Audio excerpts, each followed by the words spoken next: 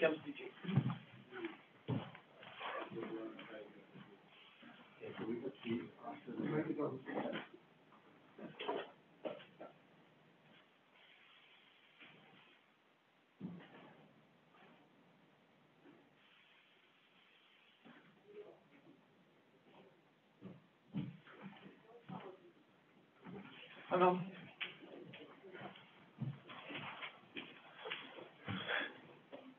Is that live? So we're the only ones now.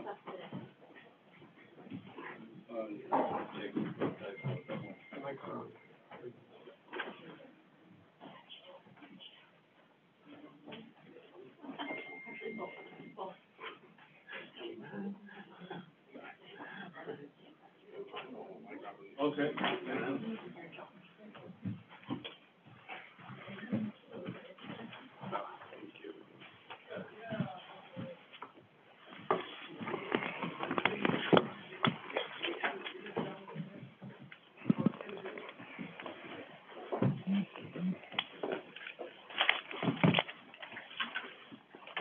Good afternoon, everyone, from Geneva, from headquarters of the World Health Organization. My name is Tariq. We are here for our regular press conference on COVID-19. Today is a little bit special because we don't have a journalist here in the room. And this is because WHO is conducting a simulation on teleworking today. So we don't know whether the situation will continue next week or we will have journalists back in the room. We will inform you on that. But right now, we will be joined by journalists who are online, watching us through Zoom, and they can ask questions by clicking raise hand. And those who are dialing in, and they can press *9. We have also a couple of guests today that I would like to acknowledge and who may be asked to also help us with the topic that we will discuss. We have here in the room Dr. Gaudens Silberschmidt, who is the WHO Director for Health and Multilateral Partnerships. And we have online, and we are welcoming Elisabeth Cousins, who is the President and CEO of United Nations Foundation. We have Kate Dodson, who is the Vice President and working on global health within the UNF. And then we have, calling from Switzerland, Etienne Eichenberger, who is the President of Swiss Philanthropy Foundation. And we also have a project manager, Irina Schlesserek. So I welcome all of them for today's press briefing, and we may hear from them. Before I give a floor to Dr. Tedros for his opening remarks, just to remind everyone that we will have an audio file available immediately and transcript hopefully tomorrow. So I'll give a floor to Dr. Tedros. Thank you, Tariq, and good afternoon, everyone. I want to start today by acknowledging that even though COVID-19 has captured the world's attention, there are still many other health issues people continue to face every single day, and that WHO is continuing to work on. Babies are still being born. Essential surgery is continuing. People still need emergency care after road traffic crashes. People still need treatment for cancer, diabetes, HIV, malaria, and many other diseases. And for all of this, we need health workers. Today, I want to send a personal and sincere thank you to every health worker around the world, especially nurses and midwives, who we are celebrating this year through the International Year of the Nurse and the Midwife. You do a heroic job. We know that this crisis is putting a huge burden on you and your families. We know you're stretched to the limit. You have our admiration, our respect, and our commitment to doing everything we can to keep you safe and enable you to do your job. More than 132,000 cases of COVID-19 have now been reported to WHO from 123 countries and territories. 5,000 people have lost their lives. a tragic milestone.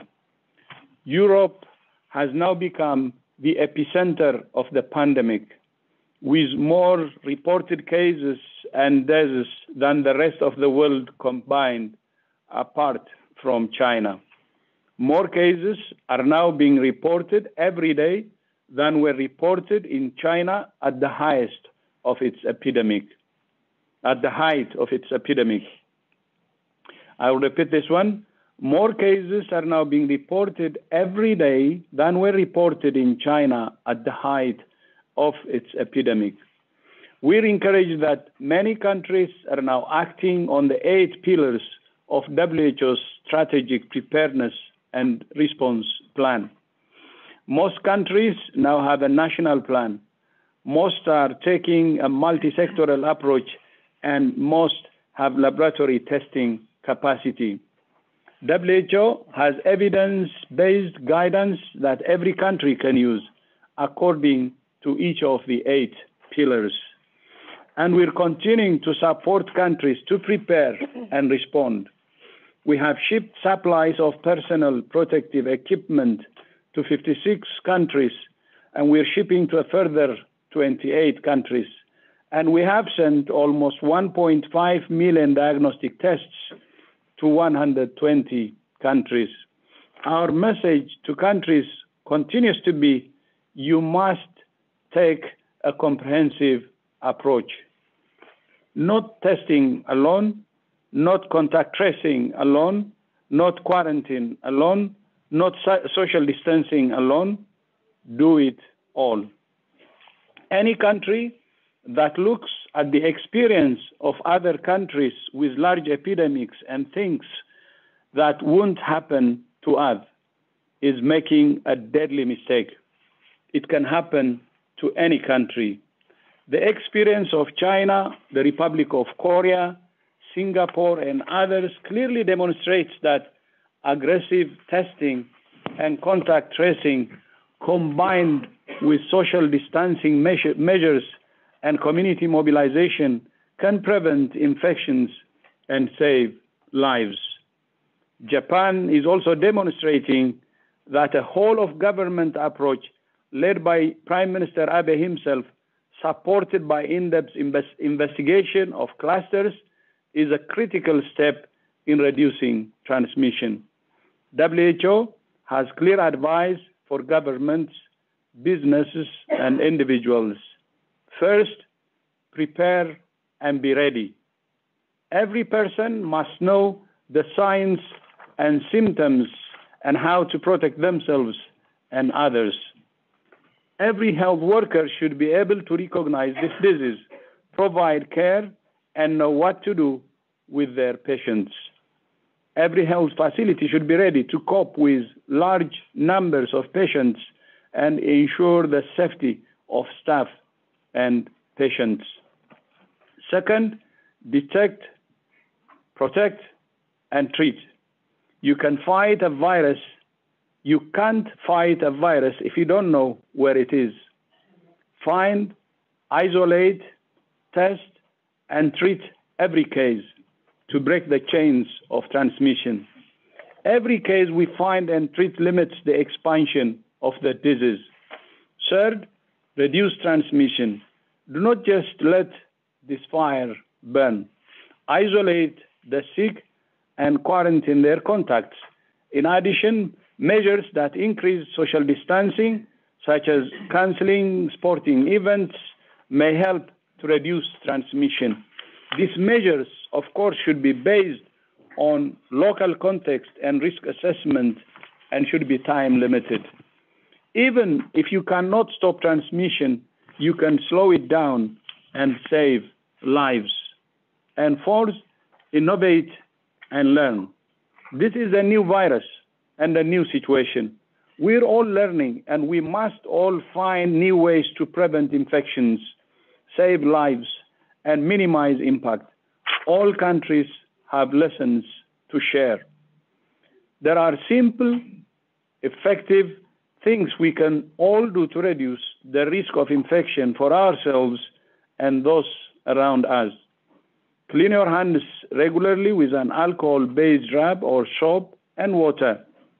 Cover your mouth and nose with your elbow if you cough or sneeze. Stay home if you're sick. Avoid unnecessary travel and large social gatherings. Comply with the advice of your local or national health authority. Find and share reliable information. And finally, you can give. Together with the United Nations Foundation and the Swiss Philanthropy Foundation, WHO is today launching the COVID-19 Solidarity Response Fund to enable individuals and organizations to contribute. Until now, we have been relying mainly on governments to support the response. We thank all those countries who have supported WHO's strategic preparedness and response plan, including Japan, which this week contributed $155 million. Now everyone can contribute. Funds raised will be used to coordinate the response, to buy masks, gloves, gowns, and goggles for health workers, to buy diagnostic tests, to improve surveillance, and to invest in research and development. To give to the COVID-19 Solidarity Response Fund, go to who.int and look for the orange donate button at the top of the page. We thank Google, Facebook, and the individuals who have already contributed. Every dollar donated is a dollar toward saving lives. We're all in this together. I thank you. Thank you very much, Dr. Tedros. As we see, the press release on the launch of the COVID-19 Solidarity Response Fund is being sent to you. Just to remind everyone that this press briefing is being broadcast on various platforms from our sites, WHO Facebook, WHO Twitter account, WHO YouTube channel, as well as on LinkedIn. So we will start with the questions from journalists who are listening us, who have either dialed in or who are watching us through Zoom. So we will start with Anjali from Yahoo Finances. Anjali, can you hear us, please? I can indeed. Can you hear me? Yes, please go ahead. Great. Thanks so much. I just wanted to know, in terms of the social distancing techniques that are being used and implemented, there's been some criticisms of them being, put in place. So I just wanted to know, really, right now, how do we view that as opposed to, the testing? Because we know that in the U.S. there's been some issues over that. Yes, I mean, social distancing is a tried and tested method in slowing down the pace of epidemic spread, and certainly in the cases of previous influenza pandemics, social distancing has been used to some effect in slowing down the spread. Social distancing is based on a principle that you don't know who's infected, and you're putting social distance between everyone. We've said again and again, many countries are not in that situation yet. Many countries are in a situation where the disease is recognizable, cases can be detected, contacts can be identified, quarantined, and it is a more cost-effective intervention to separate some individuals from society than separate everybody in society from each other. However, where there is not a good handle, where there hasn't been a good understanding of disease transmission, where enough has not been invested in core public health interventions such as case finding and contact tracing, then social distancing measures may be your only option to create distance between individuals. But as we've said in previous press conferences, they are very costly interventions in terms of societal acceptance. They're very costly in economic terms. And they have to be used in a time-limited fashion with a specific purpose of slowing down infection enough to protect the health system. And I think this is the difference. Very often in public health, we use case finding and contact tracing to go after the virus, to stop, to interrupt, to push back. That's the purpose of those public measures. The purpose of social distancing is only to slightly slow down the virus so your health system can cope. The objectives are different. And I think we have to be clear that social distancing measures are not a panacea. Social distancing measures are not going to stop this epidemic. They're not going to stop this pandemic purely in their own right. And if countries want to really turn this around, for those countries that are in a position to do that, and it's been clearly demonstrated in other places, then investing back in a measured, comprehensive strategy, as Dr. Tedros has referred to it so many times, of trying to still do the kind of case finding, contact tracing, isolation to push the virus back. That is not to say that certain social distancing measures will not have a positive impact, but they come at a cost and must be considered, as Dr. Tedros has said, in the local context. And there's a local context that is both in public health terms, but also in societal acceptance terms. A society may accept social distancing in one part of the world and they may reject it in another. And governments have to balance those genuine dilemmas around social and community acceptance. And if I can just complement that, so in addition to what Mike has said, he mentioned this comprehensive package of measures, and the DG has said this repeatedly. The social distancing is one aspect that we have been promoting here, but this is in addition to a lot of other measures that we have also been promoting, which include case and contact finding, aggressive case and contact finding, and testing. Testing needs to be appropriate in each country to ensure that we know who are cases and who are not cases. It also includes hand hygiene, washing your hands with soap and water, using an alcohol-based rub, making sure that you also practice respiratory etiquette. You are sneezing into your elbow or coughing into your elbow, making sure that we mobilize all of our population. It is very important that every single person on the planet knows what the signs and symptoms of COVID-19 are. The signs and symptoms of COVID-19 is not sneezing and having a runny nose. It's a fever. It's a dry cough. It's aches and pains. It's very important that we know those differences.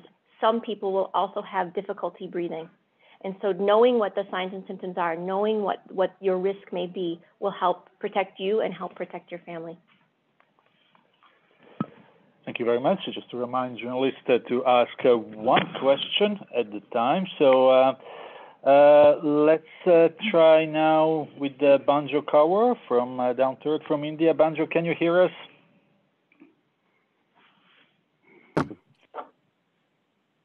Hello? Can you hear me? Yes, we can hear you now. Please go ahead. Okay.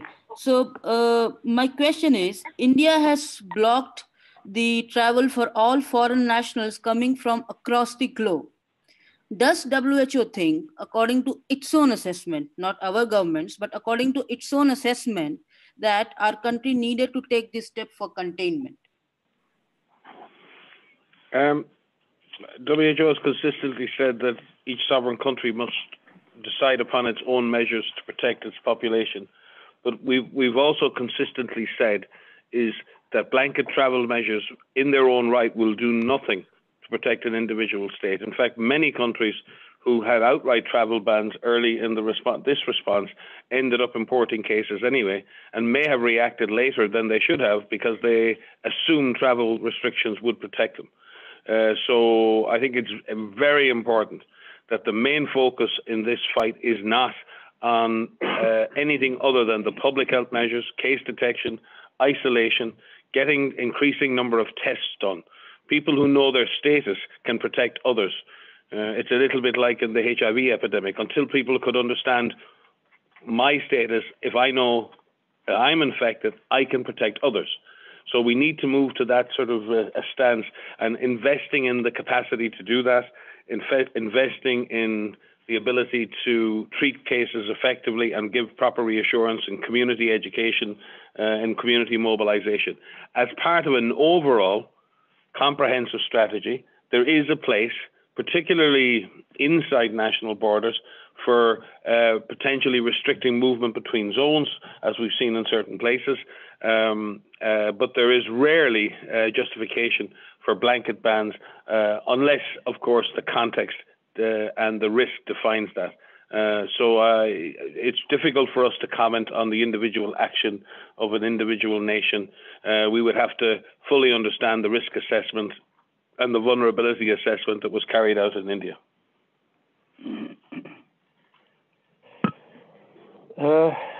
Thank you very much. So let's try to get to NHK now,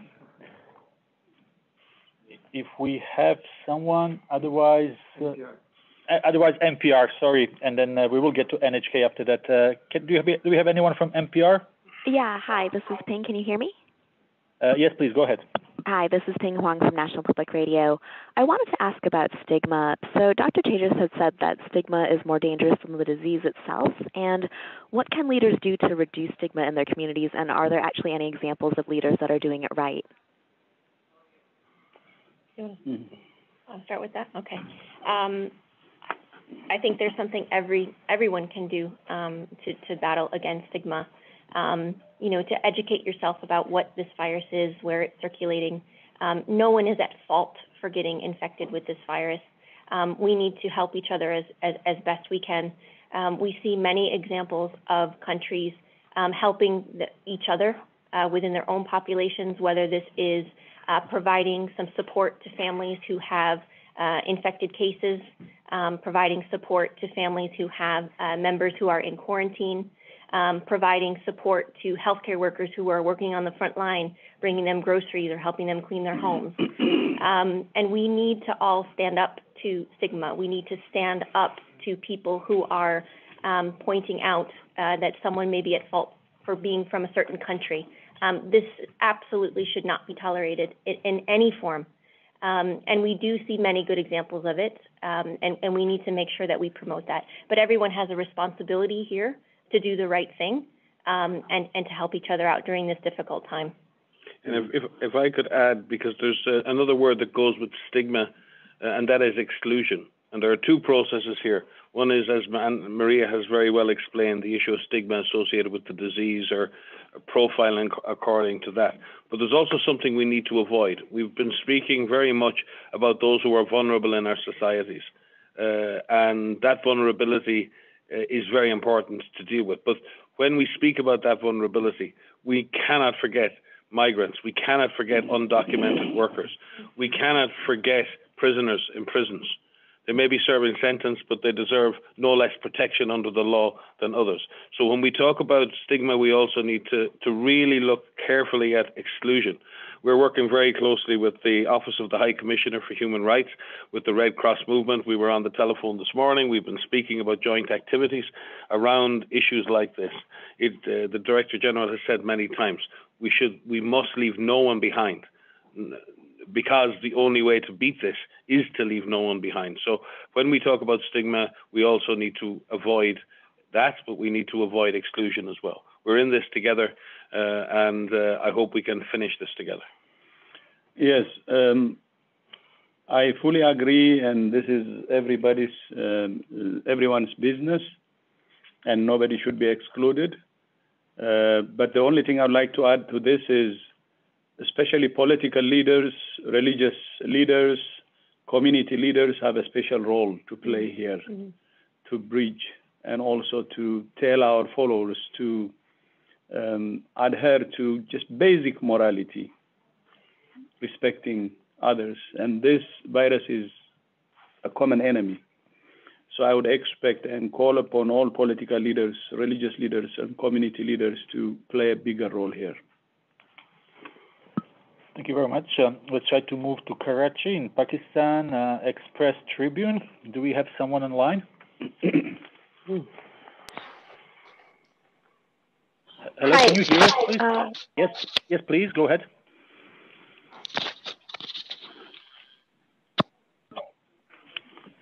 Hello, we can hear you. Hi, I'm Neha Dagia. Yes, we can hear you. Please go ahead.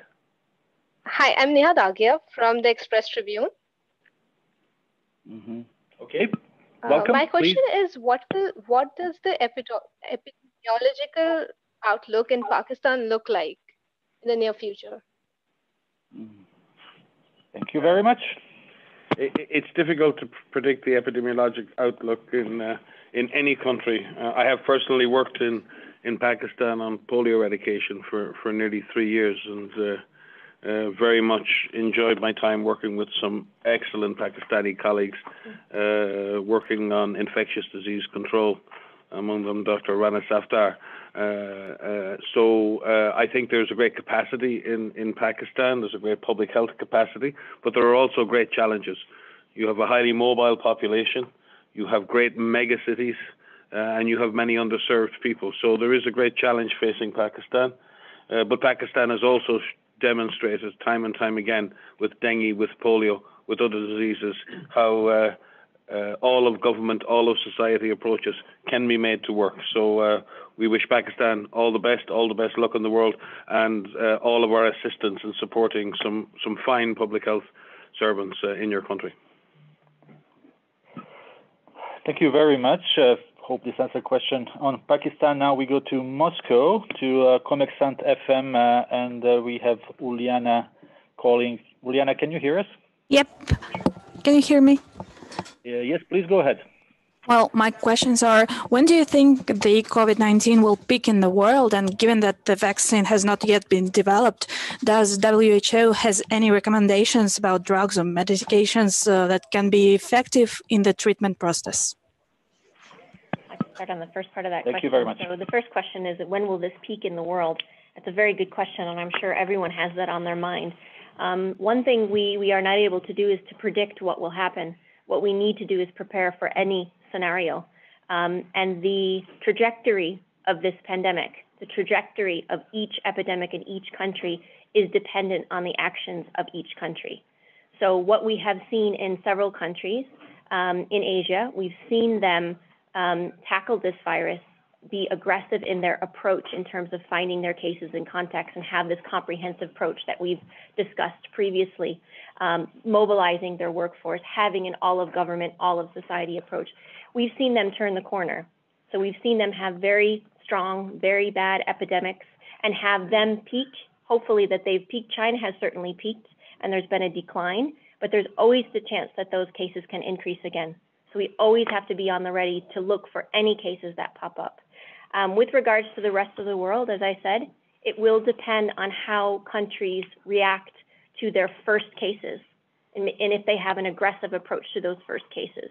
For countries that are dealing with clusters of cases, it will depend on how they aggressively look for the chains of transmission within those clusterings of cases, making sure that they identify every single case, every contact, separate the contacts, put them in quarantine. And for those countries that are dealing with much larger outbreaks and community transmission, making sure that there's a much broader approach in terms of mobilizing their entire workforce to support the response to this, making sure that their hospitals have the possibility to cope with increasing numbers of cases. But it's impossible for us to say when this will peak globally. We hope that it is sooner rather than later, but again, we can't emphasize enough that there have been countries that have demonstrated the ability to turn the tide to suppress transmission, and it is in the hands of every country to be able to do that. So we are hoping that more countries put more aggressive efforts into doing so. On the issue of drugs and vaccines, there's been there are a large number of trials underway of therapeutic options, and we will speak in more detail early next week. We are very excited with the level of solidarity and cooperation going on between member states, between scientific institutions, who are putting together a global platform for being able to carry out these trials together, using the same approaches, using the same protocols, and sharing that data, and being able to have a much more powerful opportunity to identify effective therapies. We will speak in much more detail on that next week. Equally, on the vaccine side, we're working extremely closely with CEPI, but also with Gavi and other institutions. And there is a major funding gap on that side as well. It's not just for the operational response and supporting countries with weaker health systems. We have to move now to manage the risks and make the investments we need to develop vaccines going into the future. And we're working very closely with our colleagues in CEPI on that. And the fund that's been launched today will cover many aspects of that, including investments in vaccine development through partner institutions like CEPI. Thank you very much. I will read one question that I received through SMS from DPA, German news agency, our friend Christian Ulrich, who is asking for Dr. Tedros, but maybe also for Mike, what are the biggest lessons the world can learn from Ebola outbreak in Congo in fighting the epidemic?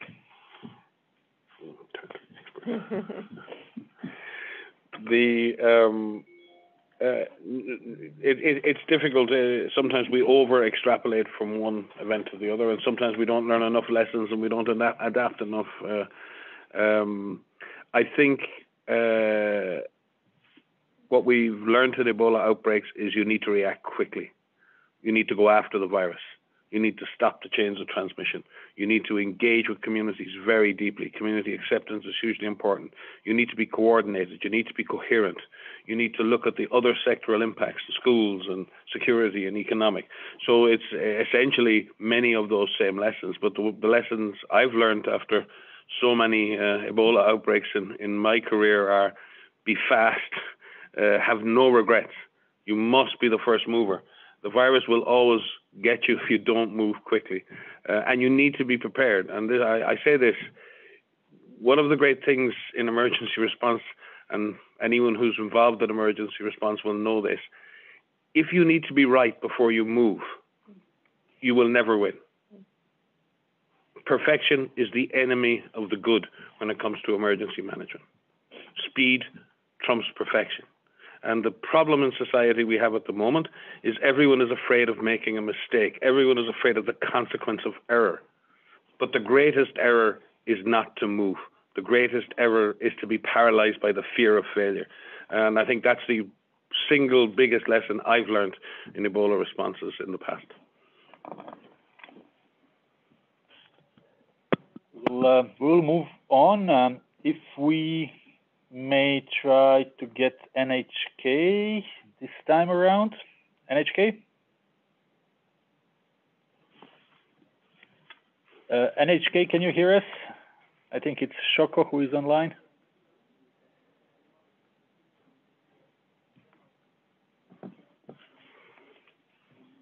We don't have NHK. Let's move on. Chris, can we get Jeremy, maybe, who was online for some time now? Jeremy from Radio France International. And I would also, while we are waiting to get the journalist online, just remind you that we have announced the launch of COVID-19 Solidarity Response Fund, and we have colleagues online who can speak about that. So if we should really try to use them and ask questions about the fund itself. But again, it's a press conference and journalists can ask questions they want. Do we have Jeremy online? Jeremy? I'm here. Can you hear me? Yes, Jeremy, please go ahead. Okay, forgive me because I have my kid right next to me, so you might hear her already. I won't try today again to ask you who's doing poorly in Europe, because I know that you don't want to talk too much about member states. But can I try and ask you who's doing good in Europe regarding containment versus mitigation measures? And then I can try to guess by myself who's doing poorly then. Good. Yeah, I think you just answered my previous question. We are not seeking to identify those who do poorly or do well. We're trying to identify the best lessons we can all use, the best way to move forward together. No one has done perfectly and no one has made all the mistakes. We share all of the errors together. So we will share failure in the same way we will share success. So if one person makes an error in a team, do you blame the person or the team? Are we a team at global level? We are. Are we a team at national level? We should be. Are we a team at community level? We should be. So we won't break from that. If we have tough discussions, we will have them directly with our member states and with those governments. If if I can add something, I'm not going to answer that direct question, but I want to say something that if there are countries that are starting to identify cases and starting to identify large numbers of cases because they're looking, because they're doing aggressive case and contact finding, they shouldn't be punished from that. Exactly. It's really important that we support countries in doing the right measures, and sometimes that's going to mean that case numbers are going to increase. Indeed. And in many countries, it's going to get worse before it gets better. And so I just urge everyone to take caution with that, and that these numbers are going to increase.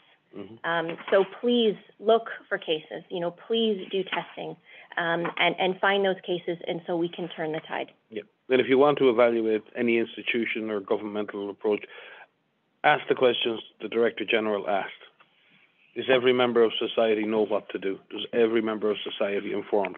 Is every health worker protected? Does every health worker know this disease and knows what to do? If you can answer those questions as a government, as an institution, as a community, then you're on the right track. If you answer no to any of those questions, you're not ready, or you're not doing enough yet to be ready. So I would point you back to the text of Tedros' speech. The text will be shared with the audio file in a couple of minutes after we finish the briefing, and we will finish soon. We have a time for 2 more questions. We will start with Joanne from Meetings Today. We didn't have anyone from Meetings Today before, so Joanne, welcome. Can you hear us? Yes, thank you. I appreciate it. Thank you for letting me ask this question. I'm in the meetings and hospitality industry. We have obviously been hit very hard. I took the chance and traveled to speak at a conference in the Pacific Northwest in the US. My question is, we know that sports stars and other stars and government officials are reporting when they've had contact with others. In asking hotels and airlines in the United States what their process is in order to have anyone who finds out that they have been diagnosed with COVID-19 report back to the airline, the hotel, the organization. To the best of my knowledge, nothing is in place. What should be done? And Dr. Maria, this goes back a bit to your response about IDing contacts. I'll take the first part, and Maria will follow up on the direct technical side. If the strategy is about case finding and contact tracing and truly focused on containment, then any institution that was in the pathway of that person should be informed, because there are potentially other contacts in that circumstance. So no question in that regard. In a mitigation strategy, nobody is very often, people stop looking for those direct contacts and direct individual risks. So therefore, it's very difficult to go back to each institution when you have a new case in a hospital. There's no public health authority mandated, funded, or tasked with going back, finding out where that person might have been. So it really depends on what the strategy of each individual government is. On a more general level, we work very closely with the World Tourism Organization, with the Civil Aviation Organization, with the International Air Transport Association, and so many others, in trying to come up with common guidelines and common technical inputs for all of our partners in the hospitality and travel industry. And we do feel for your industry in particular in terms of the impacts it's had on you. We thank you for your participation, your cooperation, and for the sacrifices you're making to help cope with this pandemic. And we certainly will work harder, and especially in those contexts where it is possible, to ask governments to share more risk information with your institutions. Only to add to that there does need to be a process in place to identify contacts of confirmed cases. And in many situations, in many cities, in many governments, there is a process in place. If you haven't been contacted as a known contact of a confirmed case, contact your local Department of Health, contact your local ministry or your GP and say, I believe I'm a contact, what should I do? There are plans in place to be able to give you the right advice about what to do, if you have symptoms or not, if you should self-quarantine, to determine, what is the nature of the type of contact that you have. These are very practical questions that I get quite often from my friends and family of what should I do. And the best advice that we can give is to contact your local Ministry of Health or Department of Health, depending on where you live. Contact your healthcare provider. provider and give them the circumstance of which, you find yourself in. There are measures that are in place to help you know what the next steps you should take. Yep, and just on that, Maria, that depends on countries having in place a strategy that is still focused on giving that advice to contacts, on detecting cases. And it would be most unfortunate if countries have abandoned that as part of their comprehensive strategy.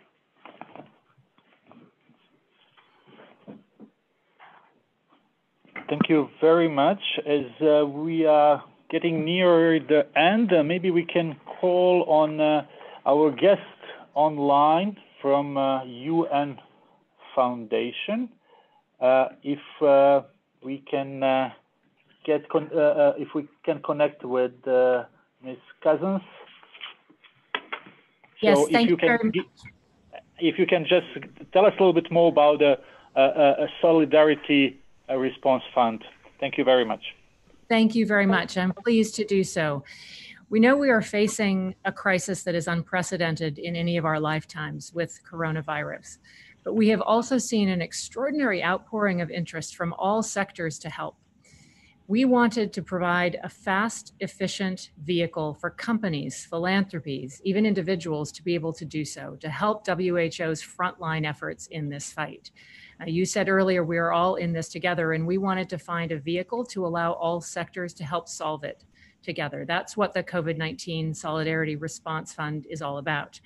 Let me give you the URL while we have a few moments. It is at www.covid19responsefund.org. That's www.covid19responsefund.org. We can take online donations from anywhere in the world. People can also send checks and wire transfers from anywhere in the world to the fund through the UN Foundation. There is an email for that, COVID-19fund@unfoundation.org. That's COVID-19@unfoundation.org. If you check the website, you will also find information about our European partners, the Swiss Philanthropy Foundation and Transnational Giving Europe, which provide additional vehicles for European donors and contributors. We're very grateful to be able to work so closely with our partners at WHO throughout the UN system, and of course with the Swiss Philanthropy Foundation in this effort. And we are humbled by the ability to contribute. Thank you very much. Thank you very much, Elizabeth. This was Elizabeth Cousins, who is a CEO and President of United Nations Foundation. We hope that your call will be heard by the people from all over the world. And maybe we will go to the last question before we close. Let's try to take Sarah from DEVEX. Sarah, can you hear us?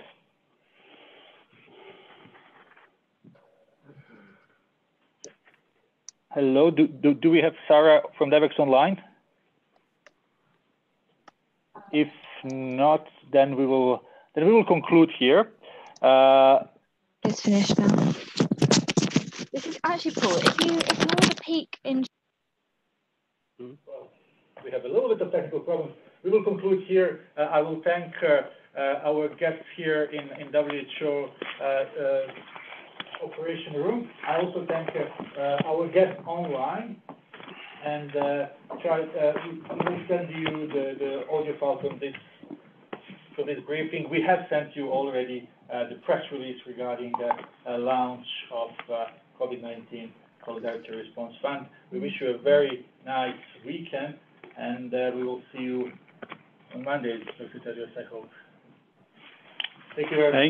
Thank you, Tariq. Thank you all.